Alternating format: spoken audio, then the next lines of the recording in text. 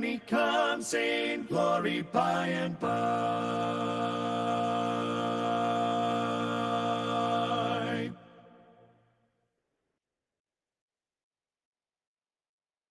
Rescue the perishing, care for the dying, snatch them in pity from sin and the grave.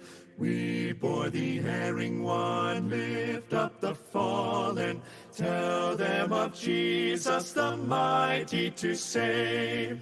Rescue the perishing, care for the dying, Jesus is merciful, Jesus will save. Though they are slighting him, still he is waiting, waiting the penitent child to receive.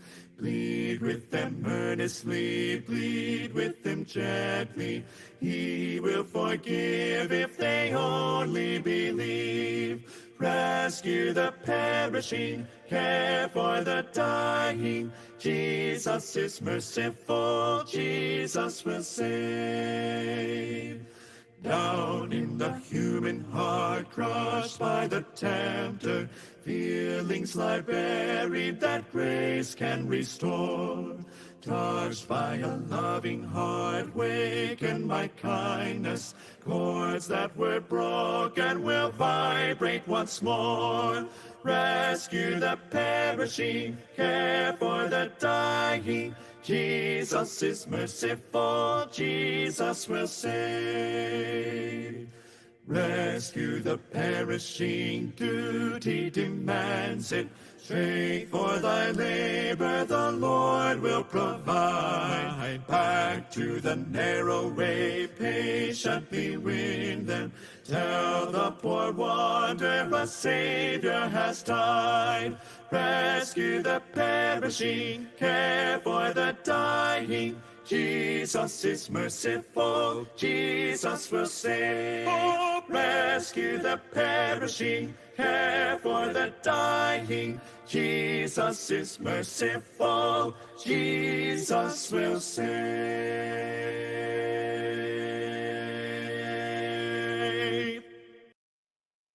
Jesus, keep me near the cross, there a precious fountain, free to all a healing stream, flows from Calvary's mountain.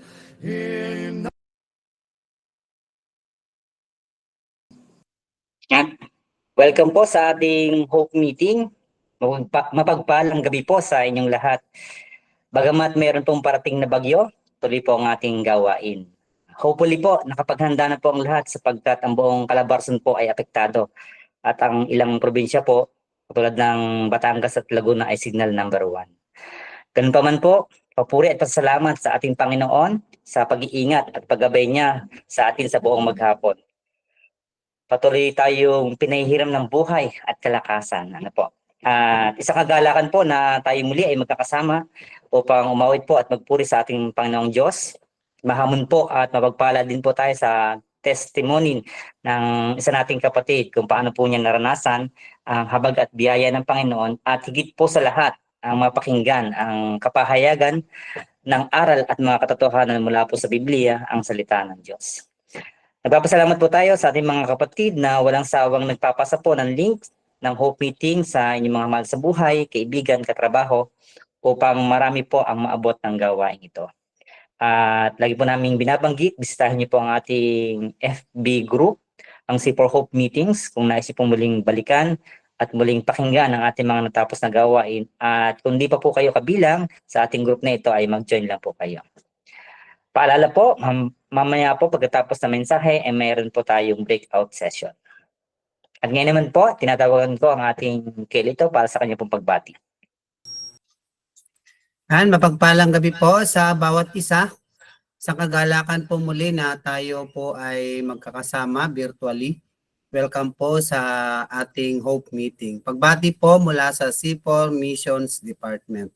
At nagpapasalamat po tayo sa ating Diyos na buhay at maging yung ating mga tagapangunang elders na walang sawang nagtuturo, nag-aaral upang ibahagi ang mabuting balita. Maging yung ating mga tech support, mga partner churches, salamat sa patuloy na pakikibahagi at pakikiisa sa gawain na ito. Ngayong gabi, handa po natin ang ating sarili sa pakikinig at pag-aaral ng kanyang mga salita. Maraming salamat po. Thank you, Kuya Lito. At ang salita po ng Diyos, pagbasa sa aklat ng Hebreo, Kabanata 6, talata 18 hanggang 19. Hindi nagbabago at hindi man lang nagsisinungaling ang Diyos, kaya tayong nakatagpo ng kanyang kalinga ay panatag ang loob na umaasa sa mga pangako niya. Ang pag-asang ito ang siyang matibay at matatag na angkla ng ating buhay. Sa pagkakataon pong ito, nais ko pong ibahagi kung ano po ba ang Hope Meeting. Bakit nga po ba tayo nagkakaroon ng ganitong gawain? Ang HOPE po stands for Household Opportunities, Presentation, and Experience. At ang C4 Hope Meeting po ay naglalayo na maibalita ang makapangyarihang pagkilos at mensahe ng Panginoon sa komunidad. Maibahagi ang galak na darama dahil sa biyaya ng Panginoon at layunin po na mahamon ang bawat isa na tumugon sa Panginoon at makibahagi sa buhay na may pagpapahalaga sa Kanya at sa Kanyang kalooban. Sama-sama po tayong umawit. Awitin po natin, O Diyos ng Kataasan.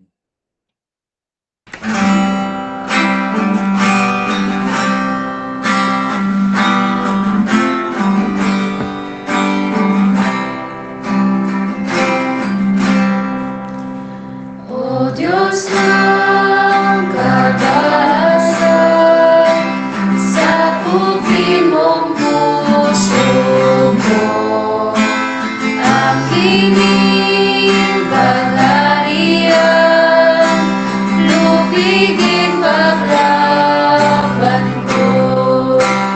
Pagkailang may nasa laban sa kabanalan, minahan mo't tinubos sa'yo magpakailanman. Binulang ang sala ko, di kita nadirinig. Di alam yung pag-ibig, di nasa ang iyong langit. Ngunit ang Espiritu sa akin siyang bumuhay. Sa Ebanghelyo ko'y may pag-asa't iwasan.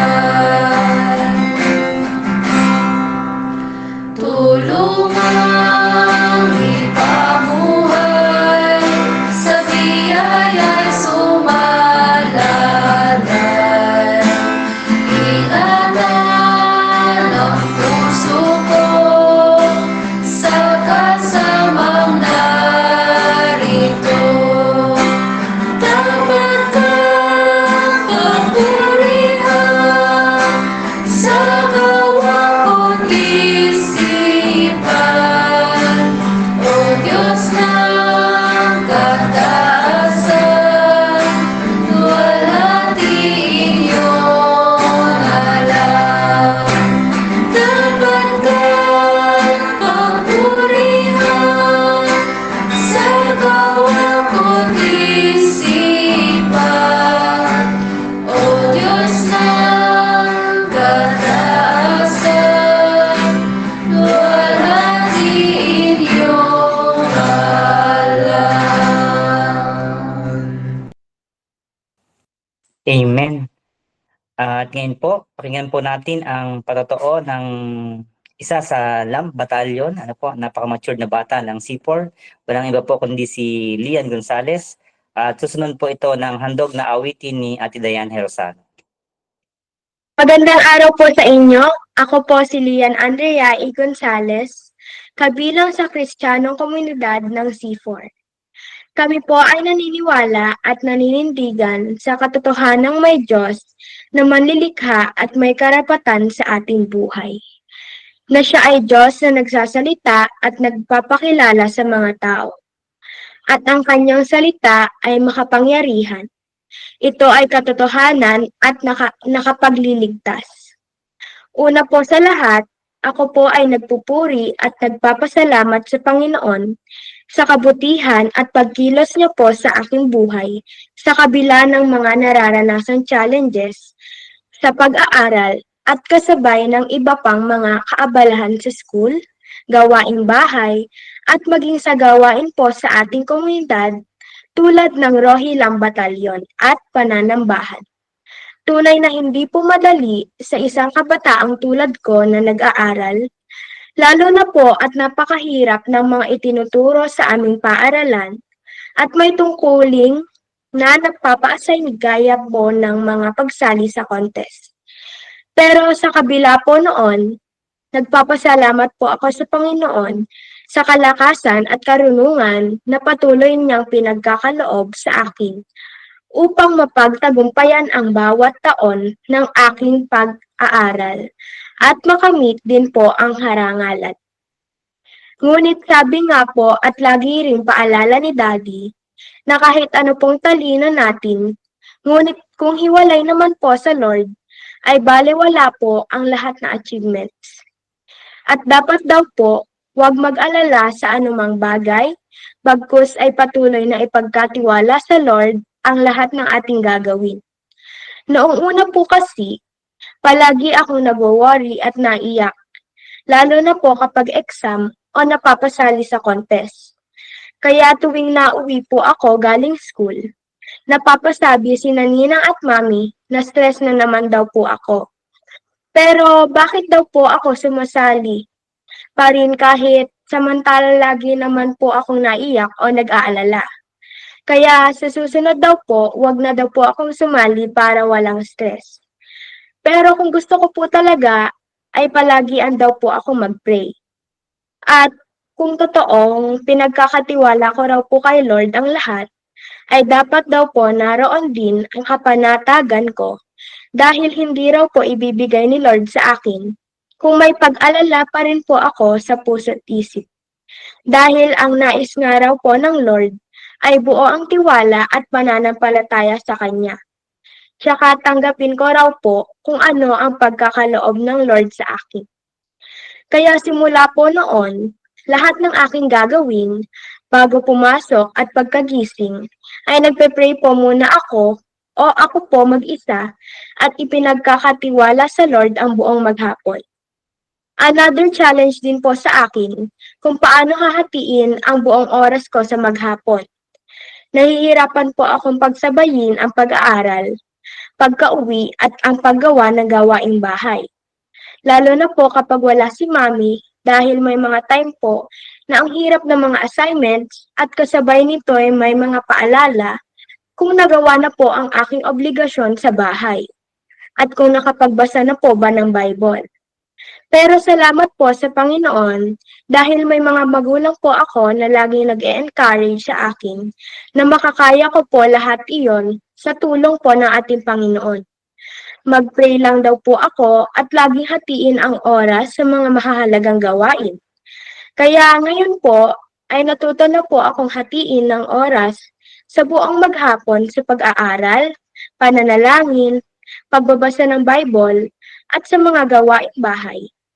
Salamat din po sa aming mga guro, mga gawain sa Sunday School, at maging sa mga tagapanguna sa Lambatalyon na silang patuloy na nagtuturo at gumagabay sa aming spiritual na buhay. Bago po ako magtapos, nais ko pong iwan sa inyo ang talata mula sa Filipos 4:6-7. Huwag kayong mabalisa tungkol sa anumang bagay. Sa halip, hingin ninyo sa Diyos ang lahat ng inyong kailangan sa pamamagitan ng panalangin may pasasalamat. At ang kapayapaan ng Diyos na hindi kayang maunawaan ng tao ang siyang mag-iingat sa inyong puso at pag-iisip dahil sa inyong pakikipag-isa kay Kristo Jesus. Dalangin ko po na gamitin ng Diyos ang aking patotoo na ito upang magbigay hamon at pagpapala sa inyo. At sa lahat ng makakapakinig, mamuhay po tayong nasa ilalim ng presensya ng Diyos, napasasakop sa otoridad ng Diyos, at namumuhay tuwina para sa kapurihan lamang ng Diyos. Soli Deo Gloria.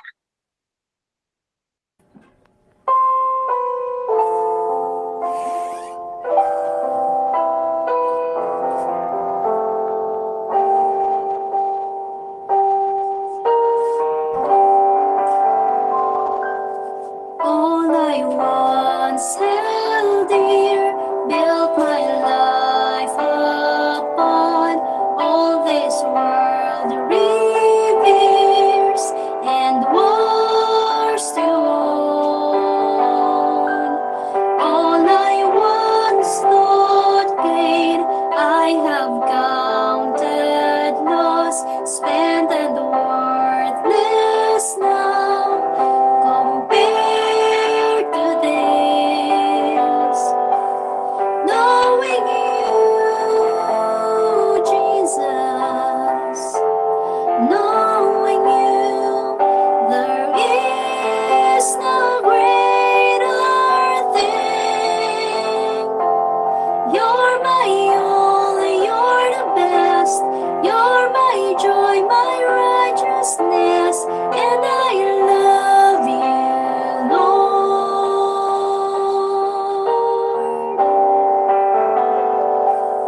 Now my heart's desire is to know you more, to be found in you and known as yours, to possess by faith what I could not earn, all surpassing gift of righteousness.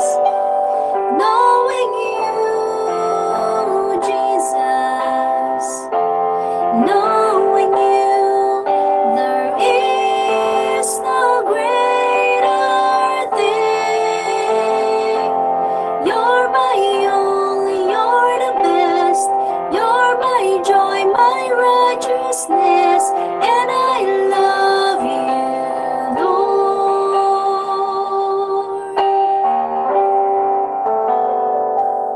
Oh, to know the power of your recent life, and to know you in your sufferings, to become like you in your death, my Lord, so with you to live and never die. Knowing you, Jesus, knowing you, there is no greater thing. You're my all, you're the best. You're my joy, my righteousness, and I love you, Lord.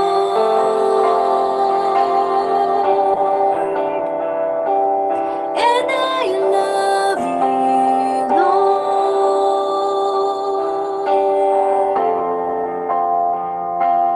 And I love you, Lord.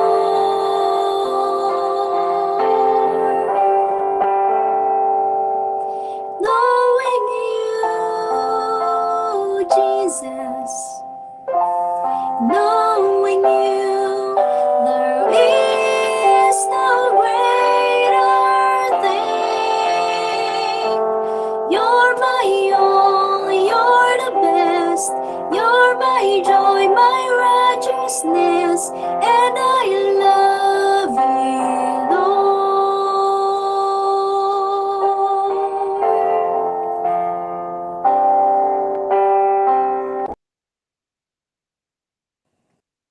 Amen po. Wala na talagang hihigit pa ang makilala ang Panginoong Hesus. At yan po ay katotohanan sa ating mga kapatid na nagpatotoo at kumanta. Yan, maraming salamat sa iyong buhay, Lian. Sa murang edad pa, nandun na po ang naisin at sundin at purihin ng Panginoon. Leader po siya ng LAMP at mentor na din at ay mapapabilang sa Rogi. At syempre po, maraming salamat din po sa ating kapatid Ate Dayan sa magandang pagkakaawit po ng napakagandang mensahe ng awitin. At ngayon naman po, pakinggan po natin ang mabuting balita na ipapahayag na mensahe ng Diyos sa pamamagitan po nating kapatid, Raymar Picayo. Magandang gabi po sa bawat isa sa inyo. Kamusta po kayo?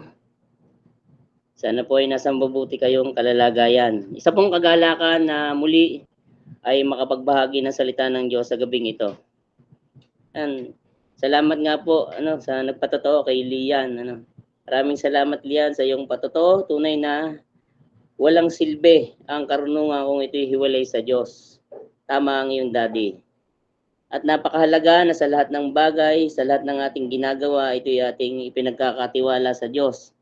At yun ang pinakamahalaga sa lahat. Salamat din, Ate Dayan, sa iyong inawit. Talaga napakaganda. Gaya na sinabi ni Kuya Johnny. Wala nang ibang pinakamahalaga sa buhay na ito kundi yung makilala si Kristo. At ito'y sapat na, wala na tayong mahihiling pa sa buhay na ito. Siya ang lahat sa atin. Sa gabing ito po, tayo po ay mananalangin bago po tayo magpatuloy sa ating pag-aaral. Samahan niyo po ako sa isang maikling panalangin. Aming Ama, salamat po sa gabing ito na kami ay nagkatipon virtually upang kayo ibigyan ng kaluguran, papuri, pagsamba sa gabing ito. Dalangin namin, Panginoon, ang inyong pangunguna sa gawain ngayong gabi, ang aking pangunguna sa pagtuturo ng inyong mga salita, bigyan niyo po ako ng buong karunungan. Dalangin ko po na may deliver ko ng maayos ang inyong mga salita. Tunay na ito'y magandaan upang makita nila ang pag-asay nasa sa inyo, Panginoon. Amin din pong inilalapit ang mga kaibigan, kamag-anak ng aming pong mga kapatid na naipo sa GC kanina na may mga kahilingang panalangin, may mga karamdaman, nasa ospital. Amin pong inilalapit ang kanilang kagalingan, Panginoon, at provisyon sa kanilang gamutan. Akin din pong inilalapit ang aming pong mga kapatid na nagpost nito na sila po ay patuloy silang maabot, hindi lang po sa pangailangan ng katawan, kundi aming dalangin na matugunan din nila yung kanilang mga espiritu o pangailangan ng tagapagligtas. Dalangin po namin, Panginoon, na may bahagi nila ang mabuting balita ng kaligtasan sa kanilang mga kamag-anak na ito, Panginoon. Amin dalangin din, Panginoon, ang bagyo na parating. Dalangin namin na kung lulobin nyo, ito'y humupa, mawala. Kundi naman po ay dalangin po namin ang inyong pag-iingat sa bawat isa sa amin, Panginoon. Na nawa po'y wala pong masalanta. At nawa po, Panginoon, dalangin po namin na kayo nga po ang patuloy na mag-iingat sa lahat ng mga kapatid, Panginoon. Amin pong dinadalangin din ang issue ngayon sa politika. Nadalangin po namin na kayo nga po ang patuloy na kumilos sa mga tagapanguna ng aming bansa. Patuloy nyo silang bigyan ng karunungan sa mga problema na kanilang kinaharap, sa problema namin kinakaharap ngayon, Panginoon. Tunay nga po na sa iyong biyaya, sa inyong kapangyarihan ay matatapos ang lahat ng ito, Panginoon. Maraming salamat nga po sa gabing ito at ito po yung aming pong pinagkakatiwala sa inyo. Nawa po kayo lang po mabigyan ng parangal, papuri sa gabing ito sa pangalan ni Jesus. Amen. Sa pong mapagpala at punong-puno ng pag-asa sa bawat isa sa atin ngayong gabi. Ang gawain pong ito ay nagpapatuloy dahil sa biyaya ng Diyos. Nawa po sa gabing ito, lalo na po sa mga bisita natin, nawa po ang salita ng Diyos ay tunay na ating maging pag-asa. Para po sa taong ito, nagpapatuloy po yung ating tinatalakay, yung the sovereign power of the Almighty at work in the community, all for His glory. Ang ating pong Diyos at ay soberano at ang katangian niyang ito ay atin pong namamalas at patuloy na namamalas sa iba't ibang sitwasyon ng ating buhay. Siya po ay Diyos na mapagmahal, punong-puno ng pag-ibig at kinakalinga niya at tinutugunan ang pangangailangan ng kanyang sangnilikha. Hindi po siya nagpapabaya, hindi po siya nakakalimot, at higit sa lahat, hindi pa man tayo humihiling, batid na niya ang ating pangangailangan at siya po ay kumikilos na bago pa man tayo dumulog sa Kanya. Ano po? Yun po yung ating Diyos. Sabi nga po doon sa ating timber sa awit 71:16, sabi po doon, pagkat ikaw, Panginoong Yahweh, malakas at makatwiran, ihayag ko sa madla, katangi ang iyo lamang. Napakaganda po. Dahil sa naranasan ng salmista, ang katangian ng Diyos na soberano, siya po ay nagpahayag ng kanyang pagpupuri at pagpapatoo sa mga katangian ng Diyos na ito. Ito po isang panalangin, ano po? May pagmamalaki sa kanyang mga labi na ihayag ito sa madla. Nawa tayo man na kanyang mga nilikha, lalo na mga hinirang ng Diyos, mga nagpapakilalang mananampalataya, ay nandoon ang ating pagsamba, pagkilala sa Diyos na ito sa ating mga buhay. Nandoon na may pagmamalaki din tayo na ipahayag sa iba ang kanyang mga katangiang walang katulad. Nawa masumpungan tayo gaya ng salmista na walang ibang dapat ipinagmamalaki kundi ang Diyos. Hindi po ang ating mga sarili o ano pa mang meron dito sa mundo, kundi sa puso natin siya ang binibigyang luwalhati. Para naman po sa buwan na ito, meron po tayong monthly theme. The sovereign power of the Almighty, our source of joy and peace amidst adversity. Dahil siya po ay Diyos na soberano, makapangyarihan, higit sa lahat, batid niya ang ating mga pinagdadaanan. Alam niya ang ating iniisip, maging ng ating saloobin. Higit nating nararanasan ang kanyang pagiging soberano sa mga panahon na tila walang pag-asa. Maraming pagsubok at hamon sa buhay. Maraming tiisin at kapigatian. Mga kalungkutan na bigla na lang dumadating. Ngunit salamat sa Diyos dahil sa kabila ng lahat ng ito, siya nagkakalob sa atin ng tunay na pag-asa, kaaliwan at kapayapaan sa gitna ng mga hamon ng buhay na ito. Siya ang pumapawi ng ating mga luha. Siya nagkakaloob ng tunay na kagalakan na hindi kaya at kailanman ay hindi maibibigay ng mundo na ito. At sa gabing ito, mga kaibigan, mga kapatid, ito yung Diyos na nais naming ibahagi sa inyo. Diyos na tunay, na kumakalinga at nagmamahal. Diyos na pinagmumulan ng tunay na pag-asa. Para naman po sa gabing ito, ang paksa na ating pag-uusapan ay matatagpuan po sa aklat ng Juan. Ito po ay mababasa natin sa Juan 15, 5 hanggang 8. Ito po yung ating mababasa. Ako ang puno ng ubas at kayo ang mga sanga. Ang nananatili sa akin at ako sa kanya ang siyang nagbubunga ng sagana, sapagkat wala kayong magagawa kung kayo'y hiwalay sa akin. Ang hindi nananatili sa akin gaya ng sanga ay itinatapon at natutuyo. Ang ganong mga sanga ay tinitipon, inihahagi sa apoy at nasusunog. Kung nananatili kayo sa akin at nananatili sa inyo ang aking mga salita, hingin ninyo ang anumang nais ninyo at matutupad iyon para sa inyo. Napararangalan ng aking Ama kung kayo'y masaganang nagbubunga at sa gayon kayo'y magiging mga alagad ko. Yan. Sa aklat po ng Juan, kung atin po mapapansin, nabanggit ni Jesus ang kanyang mga claims, ang kanyang mga I am o yung ako nga. Ano po? Sa John 6:35 po sinabi niya, ako ang tinapay ng buhay. Sa John 8:12 naman, makikita po natin doon, binanggit niya, ako ang ilaw. At sa John 10:7, ako ang pintuan. Yan, pintuan na dinadaanan ng mga tupa. Sa John 10:11 naman po, ang sabi po niya, ako ang mabuting pastol. Yan. Sa John 11:25 po, sinabi po niya doon, ako ang muling pagkabuhay at buhay. Sa John 14:6, at ito po ay malimit nating marinig at alam na natin. Sabi po sa John 14:6, ako ang daan. Wala pong ibang daan kundi siya lamang. At sa ating pag-aaralan ngayong gabi, ito po yung pag-aaralan natin ngayong gabi na claims niya. Siya po yung puno ng ubas. Sabi po sa John 15:5, sinabi niya, ako ang tunay na puno ng ubas.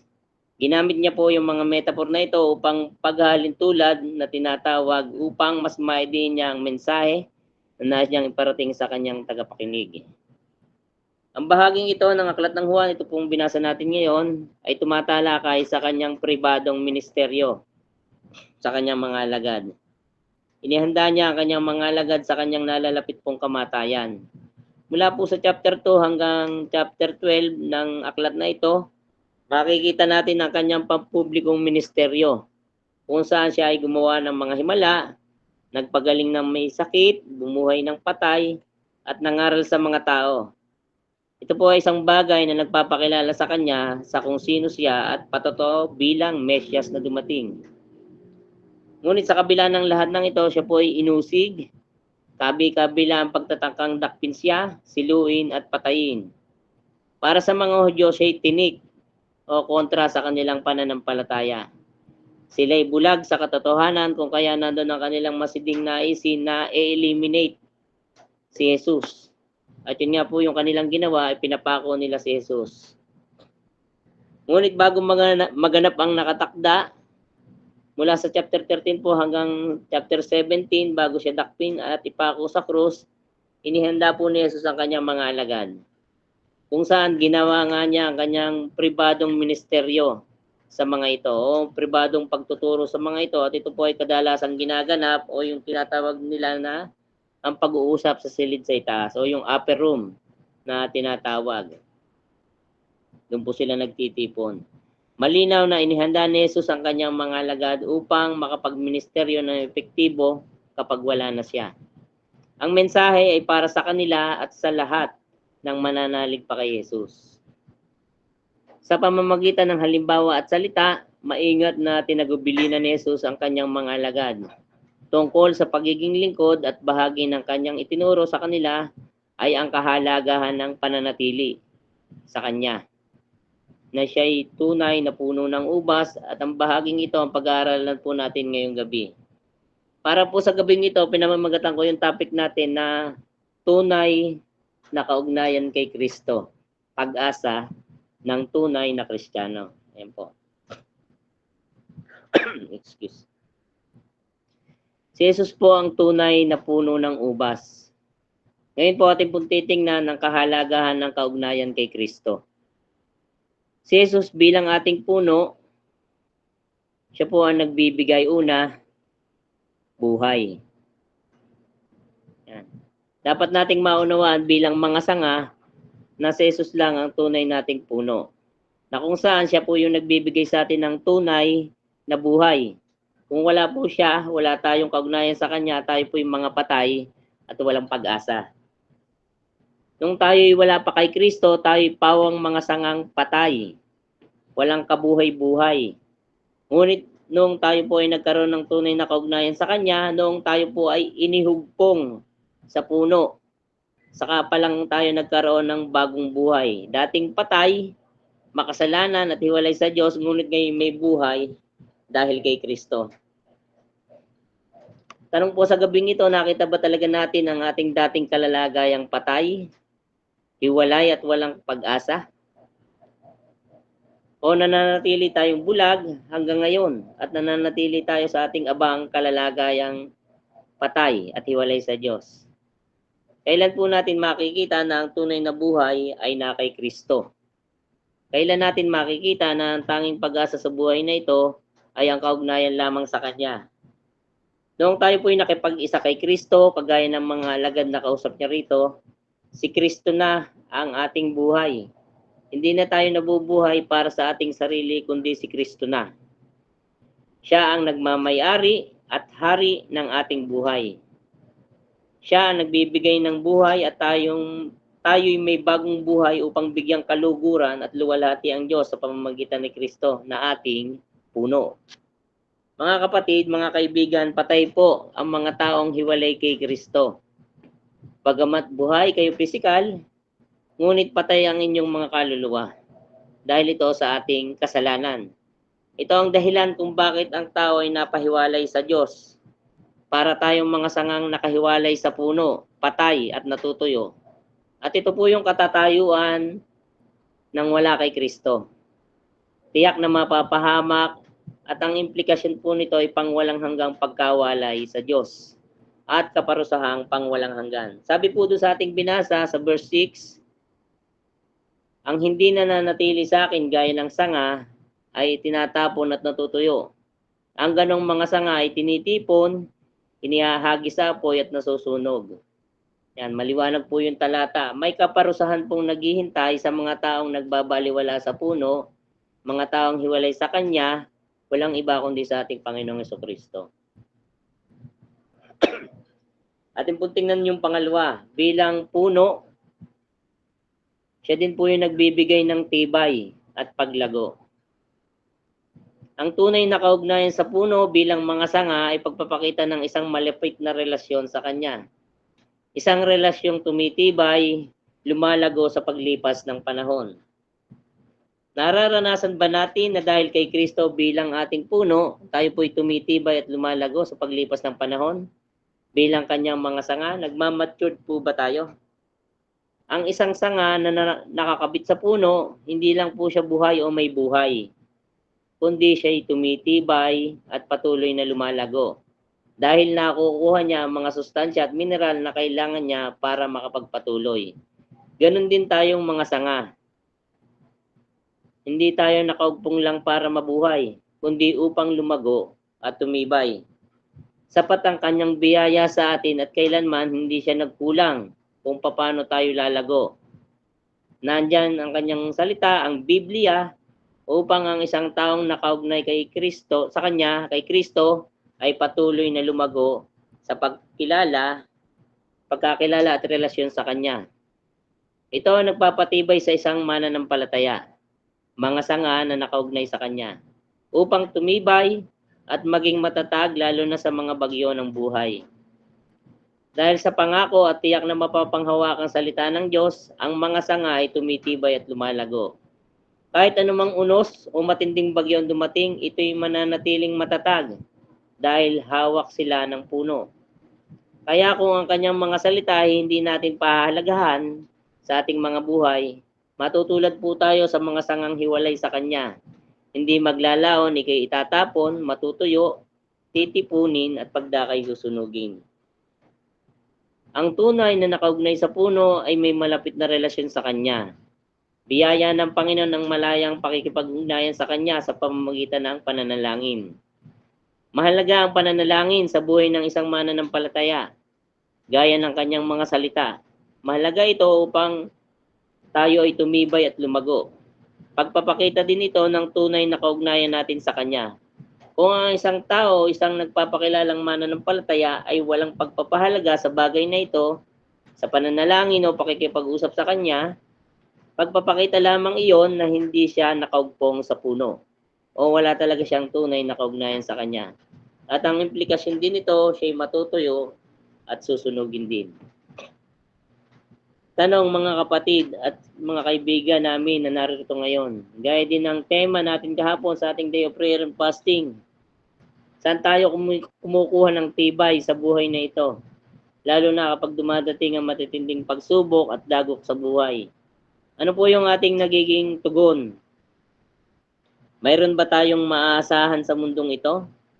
Sa mundong ito na tadtad ng kasinungalingan at korupsyon?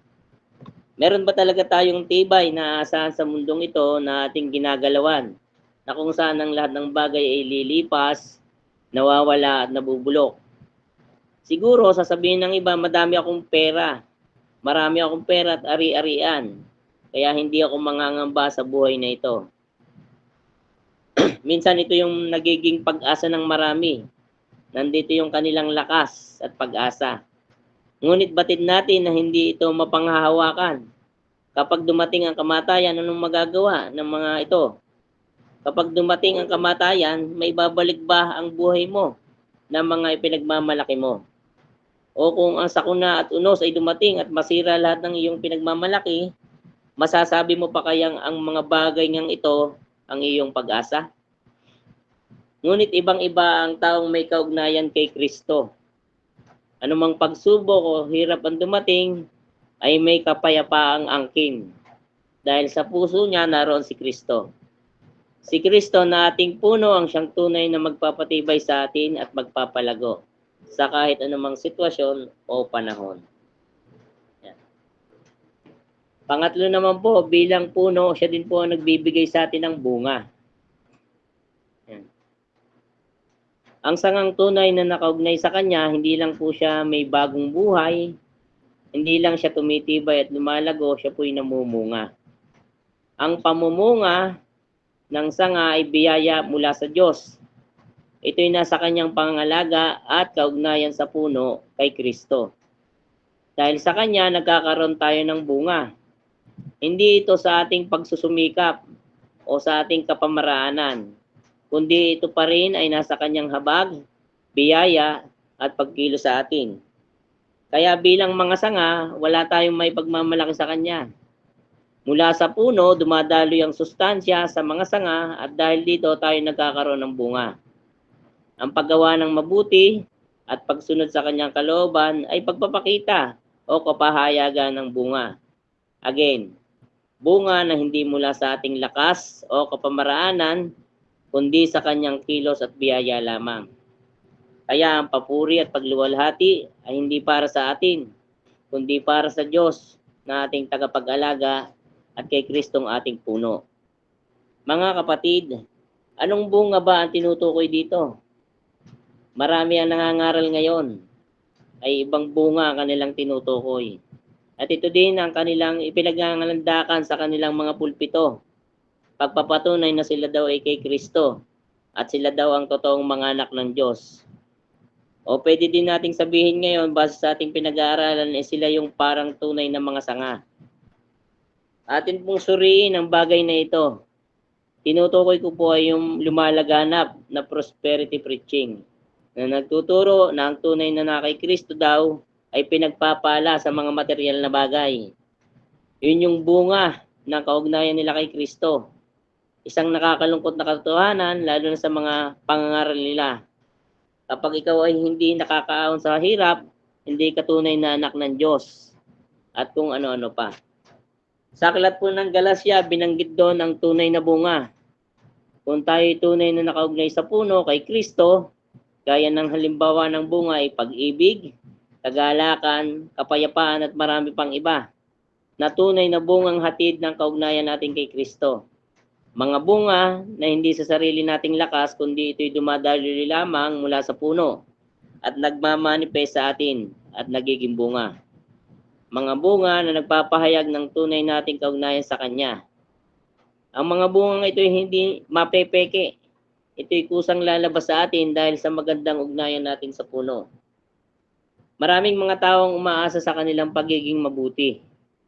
Kahit walang kaugnayan kay Kristo, ang mahalaga daw ay mabait sila at sila'y ligtas pa din naman.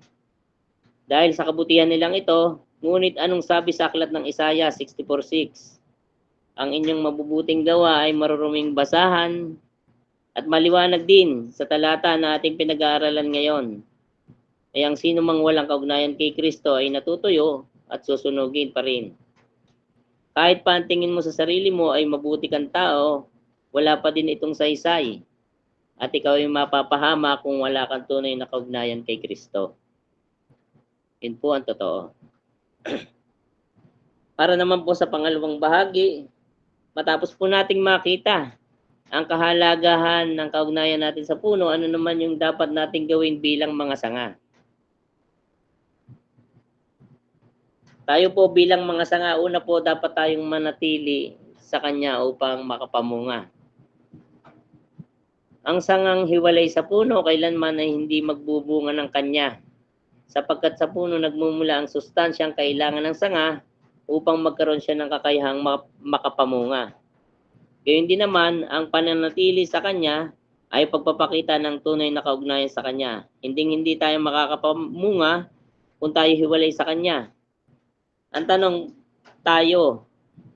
paano tayo makakapanatili?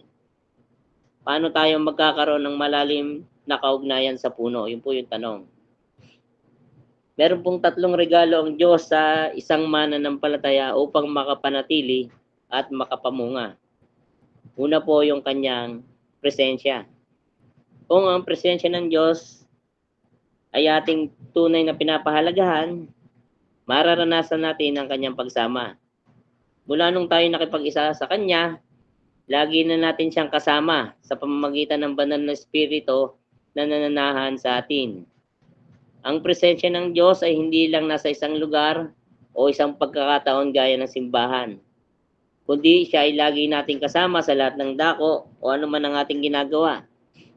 Dahil siya ay lagi nating kasama, siya ang tumutulong sa atin upang ang ating mga gawain ay tunay na makapagbigay ng kaluguran sa Kanya, upang ang ating mga buhay ay kakitaan ng bunga. Pangalawa po, sa pamamagitan ng Kanyang mga salita. Kung ito ay ating babasahin, uunawain at susundin sa ating mga buhay, kung ito magiging otoridad at gabay ng ating buhay bilang Kanyang mga sanga, tayo ay titibay, lalago at mamumunga. Hindi nagkulang ang Diyos sa atin. Sapat ang Kanyang mga salita, sapat ang kapahayagan ng Kanyang sarili sa pamamagitan ng Biblia. Hindi niya tayo pinanghuhula. Tapat at totoo ang Kanyang mga salita. Hindi po siya nagsisinungaling. Ang Kanyang mga pangako ay mapanghahawakan. Kung kaya anuman ang pagsubok na ating harapin, gaano man ito katindi, hindi tayo natitinag. Dahil una, kasama natin ang Kanyang presensya, at pangalawa, tapat at makapangyarihan ang Kanyang mga salita. Kaya ang hatid na bunga nito sa isang mananampalataya ay paglago at pagtibay ng ating pananampalataya. Pangatlo po, komunidad na mga mananampalataya. Yan. Alam na alam po ito ng mga taga-Sipor. Ito po yung tinatawag na 3 greatest gift. Ito po yung panghuli. Ito yung regalo sa atin ng Diyos na dapat nating pahalagahan. Ibinigay ito sa atin upang tayo matulungan sa pagpapanatili kay Kristo. Daan ito upang tayo mapalakas at lumago. Hindi tayo mabubuhay at lalagong mag-isa. Kailangan natin ng kasama. Nagsisikap, nagtutulungan upang makapanatili sa Kanya. Ito din ang paraan kung paano tayo makakapamunga. Kaya ang pagbabaliwala sa komunidad ay pagtanggi sa biyaya ng Diyos sa atin upang makapanatili sa Kanya. Pangalawa naman po, tayo bilang sanga, kung hiwalay kay Jesus, wala tayong magagawa. Kagaya nga po ng sinabi ko kanina, patay ang sangang nakahiwalay sa puno kay Jesus. At dahil siya'y patay sa kanyang kalikasan, kailanman wala siyang kakayahang makapamunga. Kahit ano pang ginagawa nating anyo ng pagsunod, gaya po ng mga Hudyo at mga Parseyo, at kahit mabuti ang tingin ng tao sa atin, kulang, hindi sapat, at may pagkabigo kung ang aasahan natin ay ang ating sarili. Hindi tayo makakapagpatuloy at ang lundo nito ay kabiguan. Hindi kailanman natin makakaya ang maging matuwid sa harapan ng Diyos. May nadidinig tayo noon, ang sabi, gusto kong bumait pero di ko magawa. Talagang totoo yon, na talagang hindi natin magagawang maging matuwid. Dahil likas sa atin ang pagiging makasalanan. Mula na ang tao ay sinumpa. Sa ating sarili wala tayong magagawa. Kailangan natin si Jesus. Kailangan natin ng tunay na kaugnayan sa Kanya. Walang katwiran kung tayo ay di nakaugnay sa Kanya. Walang saysay ang ginagawa nating mabuti o pagsunod sa mga batas kung ito ay hindi nakaugnay kay Jesus. Ito'y maruming basahan sa Kanyang harapan. Walang saysay ang pagiging mabait ng isang tao kung wala siyang tunay na kaugnayan kay Kristo. Kapahamakan pa rin ang kahihinatnan niya. Naalala ko po yung sinabi kanina, patotoo. Walang saysay yung karunungan, wala ring saysay yung karunungan kung hiwalay kay Kristo. Pangatlong puntos po sa pagiging sanga natin, ang pagkakaroon ng bunga ang magpapatunay na tayo ay mga alagad niya. Ang katunayan ng ating kaugnayan sa puno bilang mga sanga ay ang pamamunga ng sagana. Ito po yung mababasa natin sa verse 8. Gaya nga po na sabi ko kanina, hindi ito patungkol sa pag-asenso. Hindi ito patungkol sa pag-asensyo natin sa buhay na kapag ikaw ay nasa Panginoon, ay pinagpapala ka raw. Gumaganda ang katatayuan mo sa buhay, nagkakaroon ng magagarang sasakyan na para bang networking ang pinasok mo o DPWH. Na kapag ikaw ay kabahagi ni Kristo, ay ang pangakit mo ay kotse. Ganun ba ang mensahe ng mabuting balita pag esensa sa buhay, ang sukatan? Pansinin natin yung buhay ni Pablo at ng mga ibang alagad. Nagpakasasa ba sila dito sa lupa? Nagkaroon ba sila ng magandang buhay? Pero ano yung kapansin-pansin sa mga tagasunod ni Kristo na ito? Sa kabila na sila'y inuusig, maraming pagtitiis na pinagdadaanan, kabi-kabila ay hamon at mga pagsubok, karamihan sa kanila ay namatay sa pamamagitan ng pagtorture, pero bakit nanatili silang matatag hanggang sa huli? Dahil sila'y may tunay na kaugnayan kay Kristo. Dahil sa puno, dahil kay Kristo, sila ay nagbunga ng tapang at paninindigan sa mabuting balita sa salita ng Diyos. Sila ay nagbunga ng katapatan sa paghahayo at pagpapatotoo. Inarap nila ang kamatayan ng walang pag-aalinlangan, mabigyan lugod lamang ang ating Panginoon. Hayag na hayag ang bunga sa kanila at dahil dito, nabibigyan luwalhati ang Diyos sa kanilang buhay. Nawa tayo po na nagpapakilalang kilala natin ng Diyos, nagpapakilala na may tunay na kaugnayan sa Kanya, ay makita nawa ng tunay na bunga, gaya ng mga alagad. Hindi kapag maayos o maganda ang nangyayari sa buhay, saka lang natin nasasabi na tayo sa Diyos. Ngunit kapag nandiyan ang pagsubok at mga hirap, ay nawawala na sa Diyos. Atin pong suriin kung tunay ngang may kaugnayan tayo sa Kanya. Tayo may katatagan, kapayapaan at tunay na kagalakan, anuman ang sitwasyon sa buhay, kung tunay tayong may kaugnayan sa Kanya, kay Kristo. At ito din po ang hamon ko sa bawat isa ngayong gabi. At bilang application po at hamon din, una po, bilang mga sanga, masumpungan nawa tayo na nananatili sa puno upang masumpungan natin ang tunay na buhay at pagpapala. Pagpapalang hindi kayang ibigay ng mundong ito. Pangalawa po, hindi magiging mahirap sumunod, hindi magiging kabigatan ng mga gawaing nauukol sa Kanya kung tunay tayong nakaugnay sa Kanya. Dahil siya mismo ang magkakalob sa atin ng kakayahang sundin siya. At panghuli po, pangatlo, tayo bilang mga sanga ay patuloy na umaasa sa puno dahil wala tayong magagawa kung kawalay siya. Maraming salamat po sa pakikinig. Pagpalain po tayo ng ating Panginoon.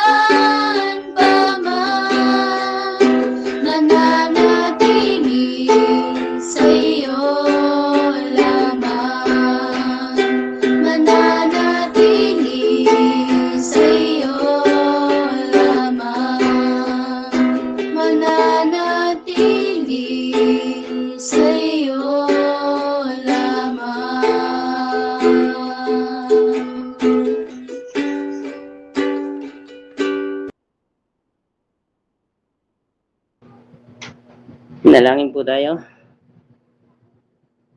Maraming salamat nga po, Panginoon, sa inyong mga salita ngayong gabi na aming pinag-aralan. Tunay nga pong kayo po ang pinagmumulan ng buhay, katatagan, paglago, at maging ng bunga. Tunay nga po na wala kaming may pagmamalaki, wala po kaming magagawa kung kami po hiwalay sa inyo. Salamat nga po sa inyong pag-ibig, kami inyong inugpong, at ngayon ay may bagong buhay. At salamat nga po, Panginoon, dahil kayo po ang Diyos na patuloy na nagpapalago sa amin, nagpapatibay. Dalangin po namin na patuloy yung masumpungan ng aming mga sarili, na nagpapakumbaba sa inyo, patuloy na umaasa sa lahat po ng aming ginagawa, lalong higit sa mga panahon ng pagsubok, mga hirap sa buhay. Tulungan nyo nga kami na tunay, gaya po ng inawit, na kami manatili sa inyo, Panginoon. Tulungan nyo nga kami, Panginoon, na makita lagi na ang pag-asay sa inyo lamang. Na kayo lamang po, Panginoon, ang tunay naming buhay, Panginoon. Hindi na po kami nabubuhay para sa aming sarili, kundi kami nabubuhay para sa inyo. Na sa bawat sandali ng aming buhay, kayo aming mabigyan ng kaluguran, kalwalhatian, Panginoon. Tulungan nyo nga kami, Panginoon, na makapagpatuloy, Panginoon, sa buhay nito. Anumang pagsubok ang aming pagdanan, kami manatiling matatag dahil sa inyo. Maraming salamat nga po, Panginoon. Ang lahat ng ito ay mula sa inyo. Biyaya mo. Sa pangalan ni Jesus. Amen. Amen. Yan, purihin po ang Panginoon sa mga katotohanan po na pahayag sa gabing ito. At sa mga nais po magpasalamat, mag-unmute lang po or mag-type sa ating chat box or click nyo na po ang inyong raise hand button. Magpapasalamat po tayo sa mga kapatid po natin na nandito po kasama natin sa ating Google Meet. At syempre po sa kapatid natin mga nanonood din po sa ating FB Live. Maraming salamat po. At muli po, may paalala po na meron po tayong breakout session. Kung wala na po, tayo po mag-open ng ating cam para sa ating picture taking.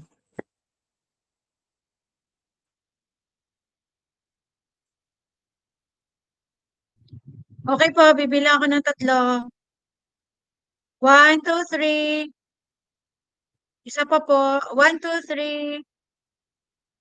Thank you po sa bawat isa. God bless. Salamat.